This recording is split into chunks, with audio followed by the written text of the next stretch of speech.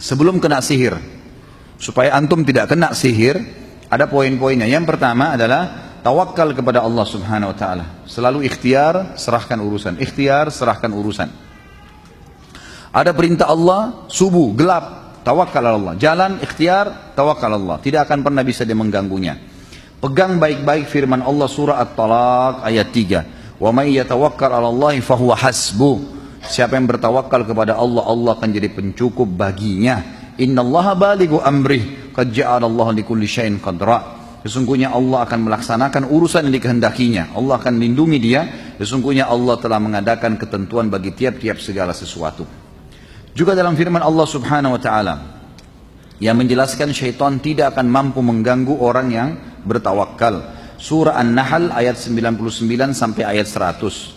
A'udzu billahi minasyaitonir rajim. Laisa lahu sultanun 'alal ladzina amanu wa 'ala rabbihim yatawakkalun. Innama sultanuhu 'alal ladzina yatawallawnahu wal ladzina hum bihi musyrikun. Syaitan itu tidak akan punya kekuasaan sedikit pun atas orang-orang yang beriman dan bertawakal kepada Tuhannya. Jadi kalau kita bertawakal, sudah ikhtiar, mencoba, udah. Syaitan tidak akan bisa masuk di pintu itu. Sesungguhnya kekuasaan syaitan hanyalah ada pada orang-orang yang mengambilnya sebagai pemimpin atau bergantung padanya, dan orang-orang yang mempersekutukannya dengan Allah.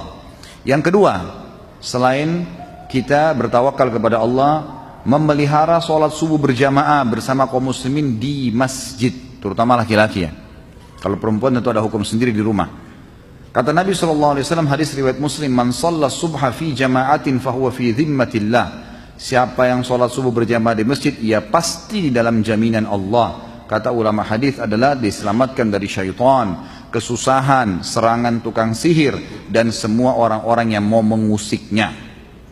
Yang ketiga, membaca muawwidzat, Al-Falaq, An-Nas.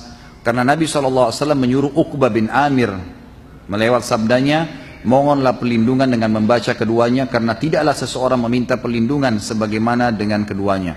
Hadis riwayat Abu Daud. Artinya tidak ada yang bisa lebih hebat daripada membaca Al-Falaq dan An-Nas dalam menjauhkan diri dari keburukan-keburukan.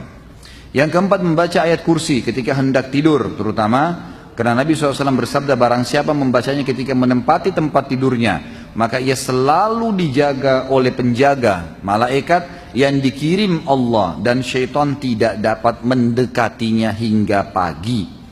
Lalu bagaimana dengan orang yang dijaga oleh Allah? Apakah tukang sihir dan dukun dapat mampu menjamahnya? Tentu saja tidak akan pernah. Maka ayat kursi dianjurkan dalam syariat kita untuk dibaca, masuk dalam zikir pagi, zikir sore. Semua sholat wajib dianjurkan untuk membaca, dan juga sebelum tidur. Yang kelima, membaca surah Al-Baqarah di rumah. Sebagaimana sabda Nabi SAW riwayat Imam Muslim, ikra'u surat Al-Baqarah fa inna akhdaha barakah wa tarkaha hasratun wa la tastati'uha al-batalah. Bacalah surah Al-Baqarah karena mengambilnya, membacanya, menghafalnya, mengamalkannya adalah keberkahan, dan meninggalkannya adalah penyesalan, serta tukang sihir tidak akan sanggup melawannya. Pengakuan tukang sihir sendiri sampai sekarang kepada teman-teman peruqyah, yang juga tukang sihir ada yang sudah sadar mengatakan, kami tidak akan pernah mampu untuk mengalahkan kalau sudah peruqyah itu membaca surah Al-Baqarah, atau pasien membaca surah Al-Baqarah. Semuanya batal, semuanya kita tidak bisa lakukan, sekuat apapun mereka. Dan ini sudah jelas sabda Nabi SAW. Nabi SAW juga bersabda dalam hadis riwayat Muslim, inna syaitana yanfiru minal baiti alladhi tuqra'u fihi suratul Baqarah. Sesungguhnya syaitan menyingkir dari rumah yang di dalamnya dibacakan surah Al-Baqarah. Yang keenam, membaca bismillahilladzi la yadurru ma'asmihi syai'un fil ardi wala fis sama'i wa huwas sami'ul alim. Dengan nama Allah yang beserta dengan namanya tidak ada sesuatu di langit dan di bumi pun yang bisa membahayakan, dan dia maha mendengar lagi maha melihat, 3 kali pada waktu pagi dan petang. Kata Nabi SAW, siapa yang membacanya dia akan terjaga. Jaga dari semua ya, termasuk syaitan, tukang sihir dan seterusnya. Yang ketujuh, membaca a'udzu bikalimatillahi tammati min syarri ma khalaq.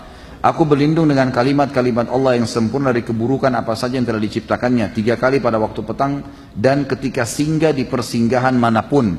Nabi SAW bersabda, man nazala manzilan thumma qal a'udzu bikalimatillahi tammati min syarri ma khalaq la yadurruhu syai'un hatta yartahila min manzilihi dzalik.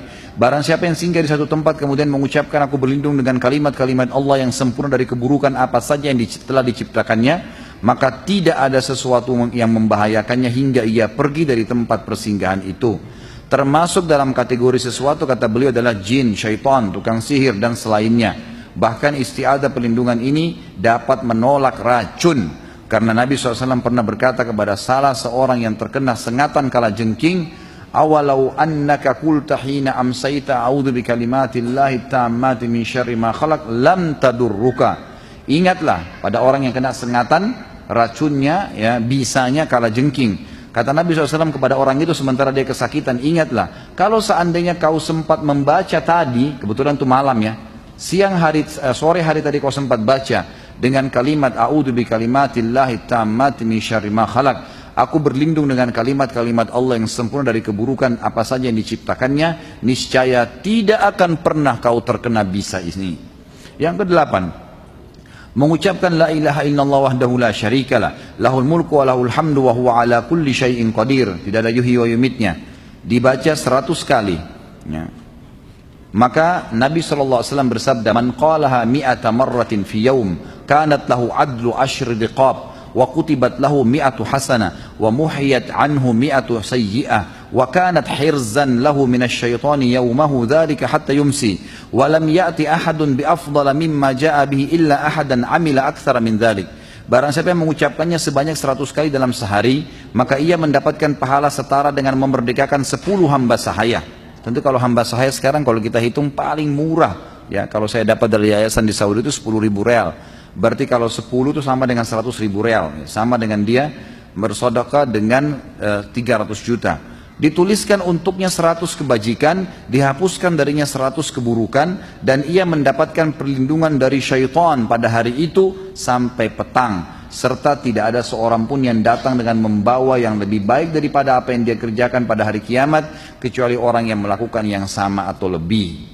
Jadi di sini dibaca 100 kali pagi dan 100 pagi sore. Jadi ini dibaca 100 kali, masuk zikir pagi sore.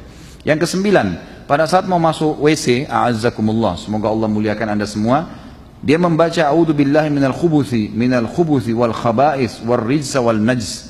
Riwayat lain mengatakan a'udzu billahi minal khabuthi wal khaba'isi wal rijzi wal najsi.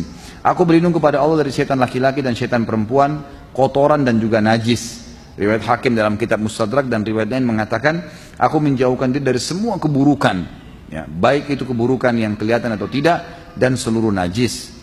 Kemudian yang ke-10, berdoa ketika keluar dari rumah, sebagaimana sabda Nabi SAW, siapa yang keluar dari rumah sambil membaca, dalam hadis Hasan riwayat Tirmidzi, Bismillahi tawakkaltu ala Allahi la hawla wa la quwwata illa billah.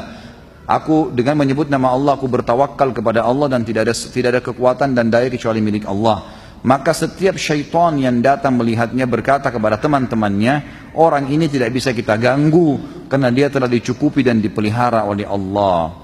Yang ke-11, sarapan dengan 7 butir kurma ajwah, terutama dari Madinah. Dan kalau tidak ada maka boleh memakan kurma apa saja, sebagaimana ditambahkan itu dijelaskan oleh Syekh bin Baz rahimahullah. Sebagaimana sabda Nabi SAW dalam hadis Bukhari, man tasabbaha sab'a thamaratin min ajwatil Madinah lam yadurrahu sihrun wala sam. Barang siapa yang makan 7 butir kurma ajwah Madinah, maka sihir dan racun tidak akan membahayakannya. Ini tentu tambahan saja, para ulama mengatakan kalau di negara yang tidak ada, maka dia boleh memakan kurma apa saja. Tapi kalau dia diberikan rezeki dan kemudahan, maka sebaiknya dia memakan kurma ajwa dari Madinah. Jadi anda boleh titip dari teman-teman yang haji atau umrah, atau memang beli di sini juga sudah ada yang menjualnya tentunya.